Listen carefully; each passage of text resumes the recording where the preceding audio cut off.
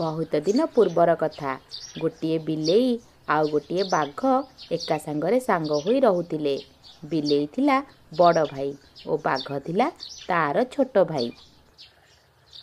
बिलेईटी शिकार करी आणुथिला आउ बाघटी मजा करी ताकू खाउथिला। गोटे दिन जंगल भितरे बाघ और बिलेई एका सांगरे सांग होई बुलिबाकू बाहरिथिले।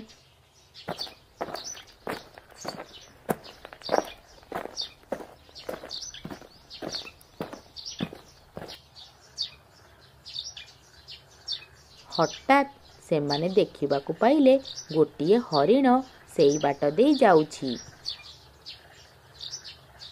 मियाऊ मियाऊ। ए सुन, तू एइठारे ही रह। एई बुदा पाखरे लुचिकी ही था। तू भूले भी बाहर को बाहरिबु नहीं। ठीक अच्छी भाई, मु बाहर को जमारू हेले बाहरिबी नहीं। तू तो जानिछु तते काई बाहर को बाहरिबा पाई मु बारण करुछि, कारण तू तो हरिणर किछि भी हेले करि परिबु नहीं। ओलटा तो पाई से खसी चली जीव। हऊ तू जा शिकार करी आण, तापरे मु एठारू बाहरी मांस खाइबी। ठीक अछि, तू व्यस्त होना, मु ताहाले आसुछि। एहा परे बिलेई हरिणर पछे पछे गला आउ सुजोग देखि हरिण उपरकू झांपी पड़िला। आउ हरिणटी छटपट होई सेठारे मरीगला। तापरे बिलेई बाघकू डाकिला। मियाऊ मियाऊ। आरे ए कुआडे गलु तू? जल्दी एठिकी आस। आमे सांग होई मजा करी हरिणर मांस खाइबा। बिलेईर कथा शुणी बाघटी बुदामूलरू बाहारी सेही जागा पाखकू आसिला। आउ दुई जण जाक मजा करी हरिणर मांस खाइबारे लागिले।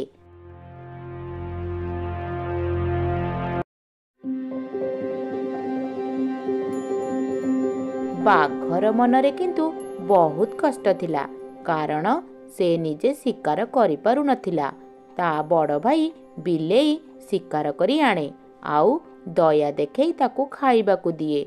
गोटिए दिन सकाळे बाघ बिलेई को कहिला, भाई भाई जानिछ, आजी ना मु गोटिए बड़ शिकार देखिकी आसीछि। सत कहुचु तू? सत कोठी अछि ताले टिके कह तो। आमे जो जंगल रे रहुचे आउ ता पाखरे जो नदीटा अछि सेई नदी सेपटे से अछि। हेले मु तो पहरा जानिनी, मु केमिति नदी पार हेबि जे? मु तो पहरा जानिछि ना, तू मो पिठिरे बसिबू आउ मु तते नदी भितरकू नेई जिबी। हाँ तू ठीक कहिचु, मु तोर पिठिरे बसिकी ही पार हेबी। अच्छा तू से शिकारर ना कौन कह तो आग? किए से मु टिके शुणे। सेईटा हेला गोटिए बड़ हाथी। कौन कहिलु? हाथी?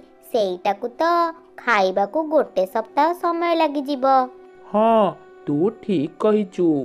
एहा कही दुई भाई चालिले तापरे नदीर धार आड़कू।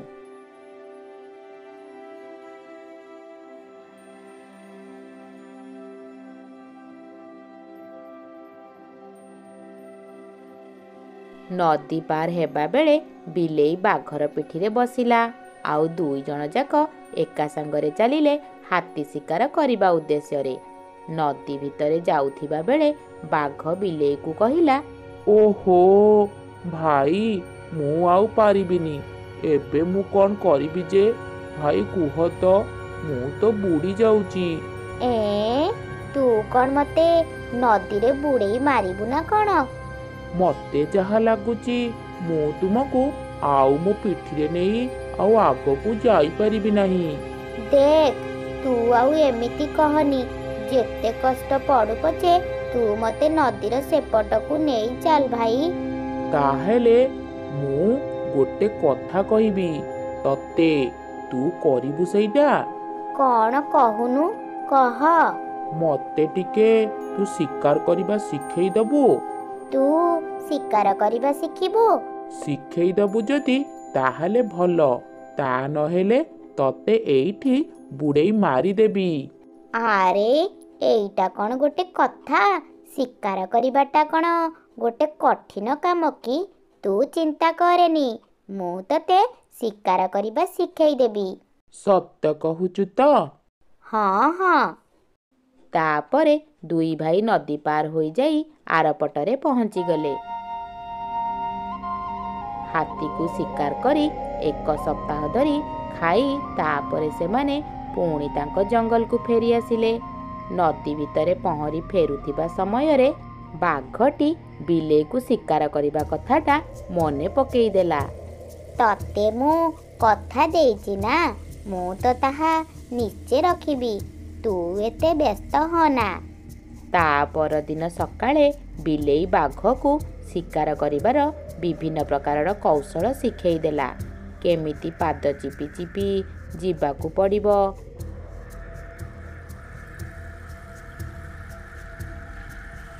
କେମିତି ପଶୁ ଉପରେ ଆକ୍ରମଣ କରିବାକୁ ପଡ଼ିବ, ଆକ୍ରମଣ ସମୟରେ କେମିତି ଧରି ହେବ, ଏମିତି ବହୁତ ପ୍ରକାରର କୌଶଳ ବିଲେଇ ବାଘକୁ ଶିଖେଇଲା।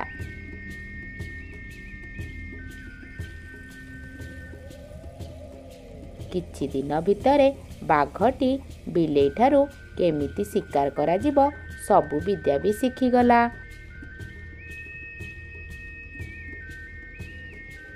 ଆଉ ସେଦିନ ବାଘଟି ଗୋଟିଏ ଶିଆଳ ଶିକାର କଲା।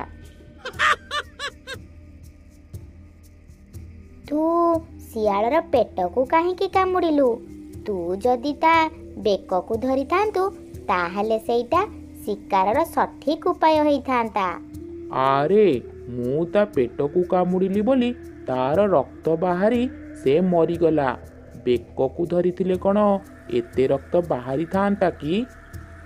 ଶିକାରର ବେକକୁ କାମୁଡ଼ି ତା ମୁଣ୍ଡକୁ ଧରିବାକୁ ହୁଏ, ତାହେଲେ ଶିକାର ଖସି ପଳେଇ ଯାଇପାରେ ନା, ବୁଝିଲୁ?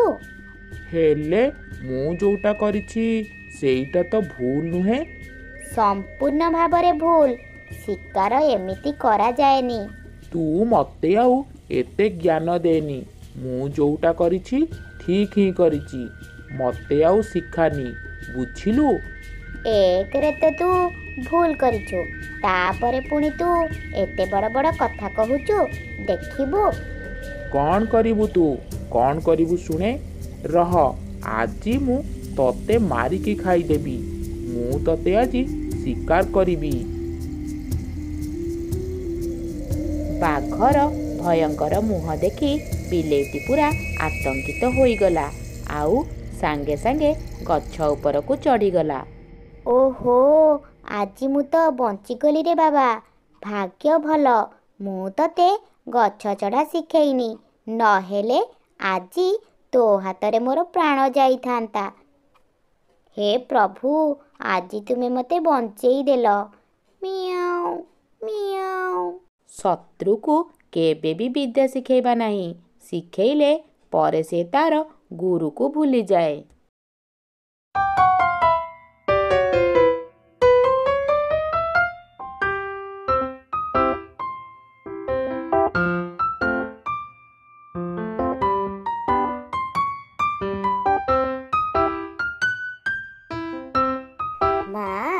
ମା ଦେଖ, କେଡ଼େ ସୁନ୍ଦର ପ୍ରଜାପତି। ହି ହି ହି ହି। ଧନରେ, ତୁ ବେଶୀ ଦୂରକୁ ଯିବୁନି, ନହେଲେ ବିପଦ ଆସିପାରେ। ହଁ ମା, ମୁଁ ଏଇଠାରେ ହିଁ ଅଛି। ଦେଖ, ମୁଁ ପଥର ଉପରେ ହିଁ ଠିଆ ହୋଇଛି। ଆରେ ନା ନା, ଏତେ ଉପରକୁ ଯାଆନି।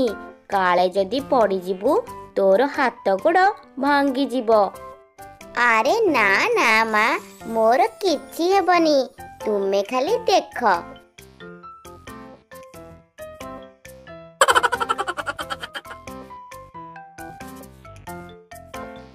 ଓ ଆରେ ମରିଗଲି।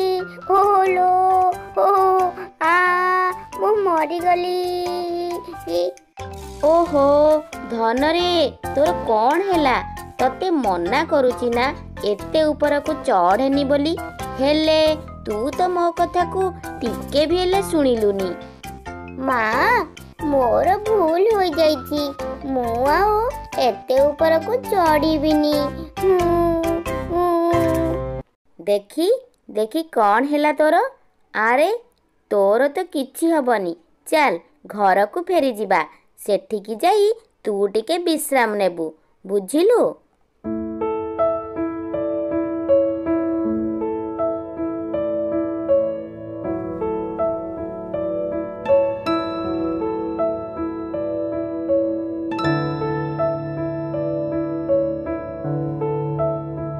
ମା, ମତେ ଜୋରେ ଭୋକ ଲାଗିଲାଣି।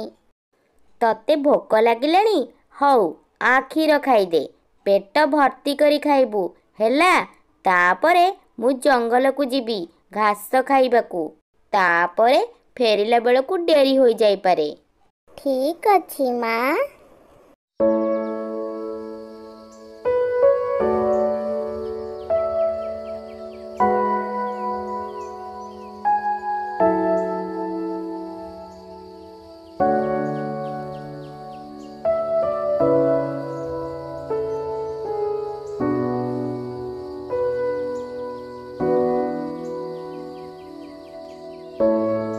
ମା, ତୁମେ ଆଜି ନ ଗଲେ ହବନି? ଦେଖ, ଏଇ ଆଖପାଖରେ ତ ବହୁତ ଘାସ ଅଛି, ଏଠି ତୁମେ ଖାଅ। ନାଇଁ ରେ ଧନ, ତୋ ଦେହଟା ଟିକେ ଖରାପ ଅଛି, ତତେ ବହୁତ କ୍ଷୀରର ଆବଶ୍ୟକ ଅଛି। ଏଇଠି ଯେତିକି ଘାସ ଅଛି ତାକୁ ଖାଇଲେ ବେଶୀ କ୍ଷୀର ହେବନି।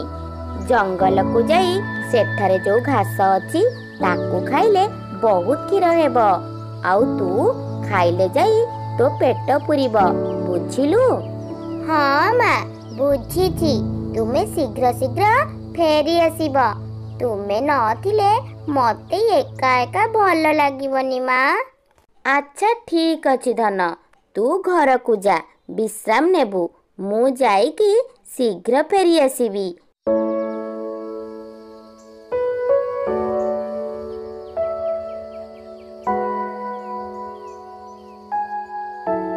ଏଠି ତ ଭଲ ଘାସ ନାହିଁ, ଯାଉଛି ଜଙ୍ଗଲ ଭିତରକୁ ଯିବି। ହେଲେ ସେଠି ତ ବାଘ ଶିଆଳ ସବୁ ଥିବେ, ହେଲେ କ'ଣ କରିବି ଯେ? ମୋ ଛୁଆକୁ ଅଧିକ କ୍ଷୀର ଦରକାର। ଯାହା ବି ହେଇଯାଉ, ମତେ ଜଙ୍ଗଲ ଭିତରକୁ ଯାଇ ସେଠାରେ ଥିବା କଅଁଳିଆ ଘାସ ଖାଇବାକୁ ପଡ଼ିବ। ଯାଉଛି, ଯିବି।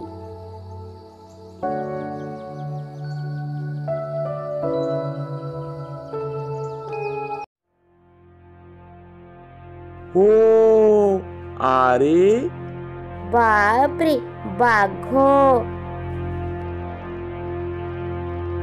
ଆରେ ଶିକାରଟା କ'ଣ ଚାଲି ଚାଲି ମୋ ପାଖକୁ ଚାଲି ଆସିଛି? ବାଘ ମାମୁଁ, ତା ମାନେ ଏ ଗାଈଟା ଆମକୁ ଭୟ କରେନି। ଆରେ ଆରେ, ଏଇ କଥାଟା ସ୍ପଷ୍ଟ ଯେ ଆଜିକାଲି ଆଉ ଏ ଗାଈମାନେ ଜଙ୍ଗଲକୁ ଭୟ କରୁନାହାନ୍ତି। ଆରେ ବେଟା ଗାଈ, ଆଜି ଆଉ ତୋର ନିସ୍ତାର ନାହିଁ। ଆଜି ତତେ ମୋ ହାତରେ ମରିବାକୁ ପଡ଼ିବ। ନାଇଁ ନାଇଁ, ମତେ ମାର ନାହିଁ। ମୁଁ ଏଠାକୁ କେବଳ ଘାସ ଖାଇବାକୁ ହିଁ ଆସିଛି। ତୋର କିଛି କଥାକୁ ମୁଁ ଆଜି ଶୁଣିବିନି। ଆରେ ଏ କୁମ୍ଭୀର, ତାକୁ ମାର। ଏ ଶିଆଳ, ଧରେ ତାକୁ।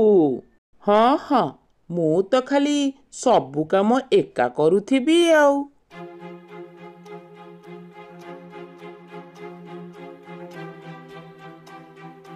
ଆରେ ଇଏ କ'ଣ ହେଲା? ସିଏ ତ ଏଠୁ ପଳେଇଲା। କିଛି ଗୋଟେ କରିବାକୁ ହେବ। ଏ ଗାଈ, ରହ ରହ କହୁଛି।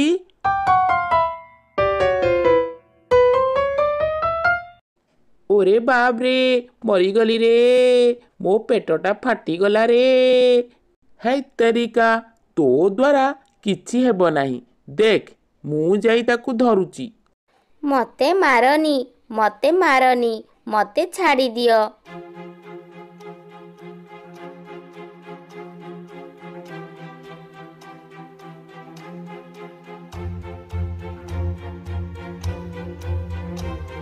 ଓହୋ ଗଲା ରେ ବାବା, ସବୁ ସରିଗଲା। ମୁଁ ମରିଗଲି ରେ, ମରିଗଲି। ଓ ହୋ ହୋ ହୋ, କେତେ ହଇରାଣ ହବାକୁ ପଡ଼ିଲା ରେ, ହଇରାଣ ହେଇଗଲି ରେ। ଓ ଆରେ ବାଘ ମାମୁଁ, ତାକୁ ଧର ଧର। ଆରେ ଏ ଗାଈ, ତୁ କୁଆଡ଼େ ପଳେଇବୁ? ତୁ ମତେ କେତେ ଦୌଡ଼େଇଲୁଣି। ମାମୁଁ, ଜଲ୍ଦି ଜଲ୍ଦି ତାକୁ ଧର, ନହେଲେ ସେ ପୁଣି ଖସି ଚାଲିଯିବ। ରୁହ ରୁହ, ଶୁଣ ଶୁଣ, ଆଗ ମୋ କଥା ଟିକେ ଶୁଣ। ମତେ ଖାଅ ନାହିଁ, ଏବେ ମତେ ଖାଅ ନାହିଁ, ଛାଡ଼ି ଦିଅ। ମତେ ସନ୍ଧ୍ୟାବେଳେ ଖାଇବ। ସନ୍ଧ୍ୟାବେଳେ?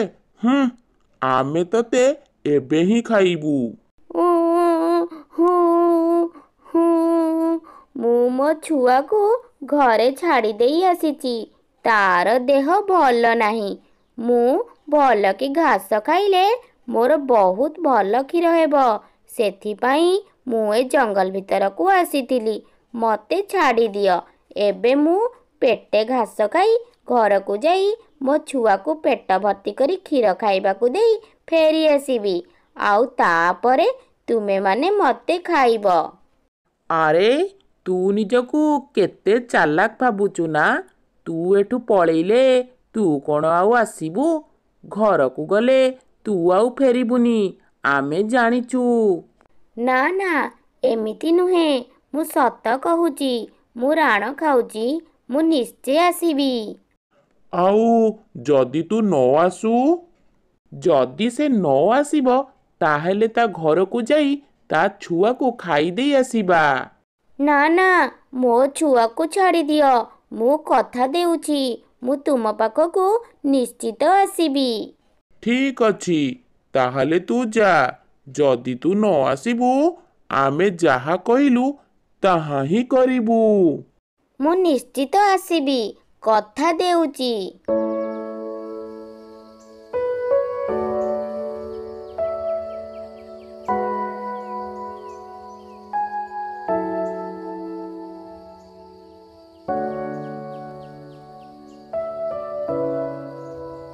ମା ମା, ତୁମେ ଆସିଯାଇଛ?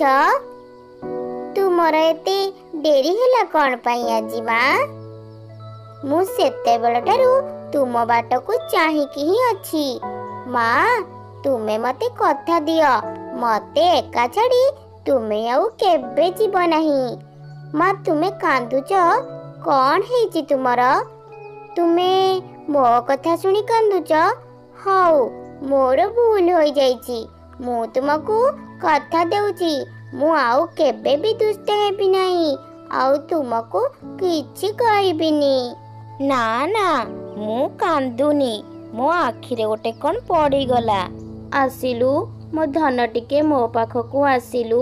ତତେ ଟିକେ ଗେଲ କରିଦିଏ ମନ ଭରି।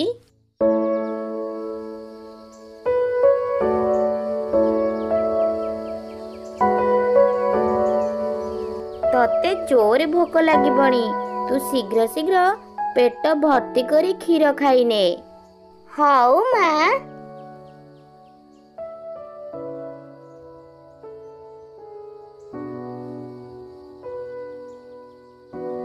ଧନରେ, ମୋ କଥା ତୋର ମନେ ଅଛି ତ? କୋଉ କଥା ମା? ଶୁଣ ଧନ, ତୁ କାହା ମନରେ କଷ୍ଟ ଦବୁନି। ଛୋଟମାନଙ୍କୁ ଆଦର କରିବୁ, ଆଉ ବଡ଼ମାନଙ୍କୁ ସମ୍ମାନ ଦେବୁ, ବୁଝିଲୁ? ଠିକ୍ ଅଛି ମା। ମା, ମୁଁ ତୁମ କଥା ମାନି ଚାଲିବି। ମା, କୁହ ତ, ତୁମର କ'ଣ ହୋଇଛି? କ'ଣ ପାଇଁ ତୁମ ମନ ଏତେ ଦୁଃଖ? କିଛି ତ ହେଇନି ଧନ, ତୁ ଶୋଇପଡ଼। ମୋ କୋଳରେ ଆସି ତୁ ଶୋଇପଡ଼।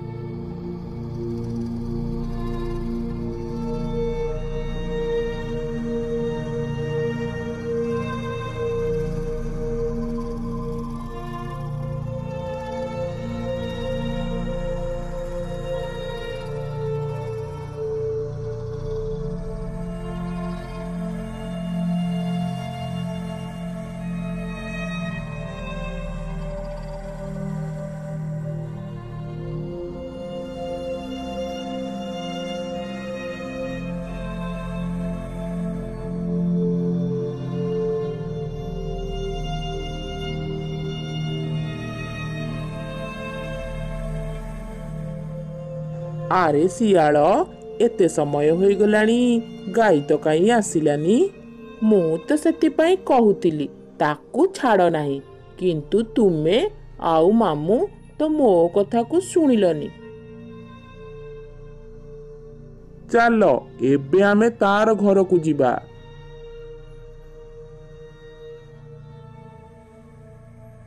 କୁଆଡ଼େ ଯିବା ଆଉ ଦରକାର ନାହିଁ, ମୁଁ ଆସିଯାଇଛି।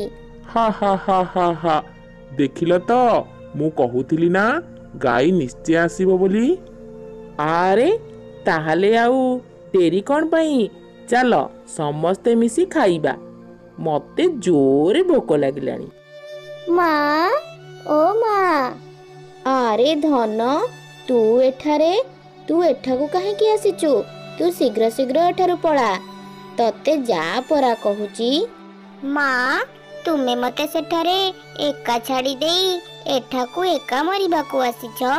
ମୋ କଥା ଟିକେ ବି ହେଲେ ଭାବିଲନି? ମୋ ପାଖରେ ଆଉ କିଛି ଉପାୟ ନଥିଲା ଧନ। ମୁଁ ଯଦି ଏଠାକୁ ନ ଆସିଥାନ୍ତି ତାହେଲେ ଏମାନେ ସମସ୍ତେ ସେଠିକି ଯାଇ ମୋ ସହିତ ତତେ ବି ଖାଇ ଦେଇଥାନ୍ତେ। ମୁଁ ତାଙ୍କୁ କଥା ଦେଇଥିଲି ମୁଁ ଏଠାକୁ ଆସିବି ବୋଲି। ମୁଁ ଯଦି ନ ଆସିଥାନ୍ତି ତାହେଲେ ମତେ ସେମାନେ ସକାଳେ ହିଁ ଖାଇ ଦେଇଥାନ୍ତେ।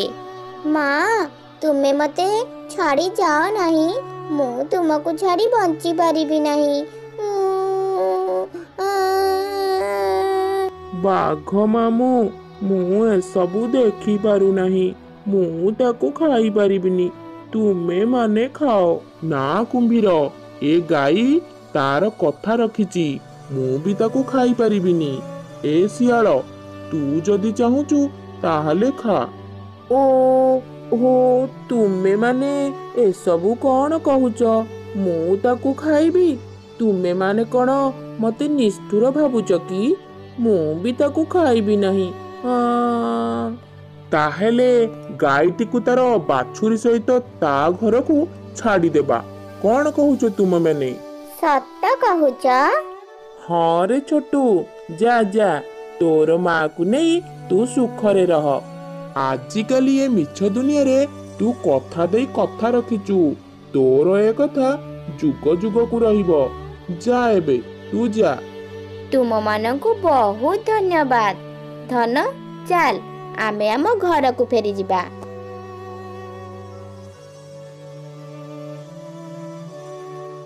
ଆରେ ଶୁଣ, ମୋ ଛୁଆ କଥା ମୋର ଭାରି ମନେ ପଡୁଛି, ମୁଁ ଯାଉଛି। ବାଘ ମାମୁଁ, ମୋର ମୋ ଛୁଆ କଥା ମନେ ପଡୁଛି, ମୁଁ ଏବେ ଯାଉଛି।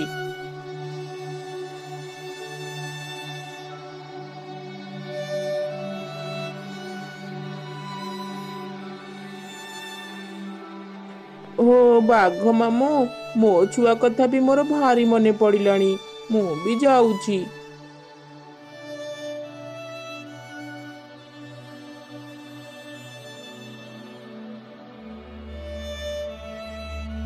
ଆରେ ମତେ ଛାଡ଼ି ଦେଇ ଏକା କରି ତୁମେ ମାନେ ସବୁ କୁଆଡ଼େ ଯାଉଛ?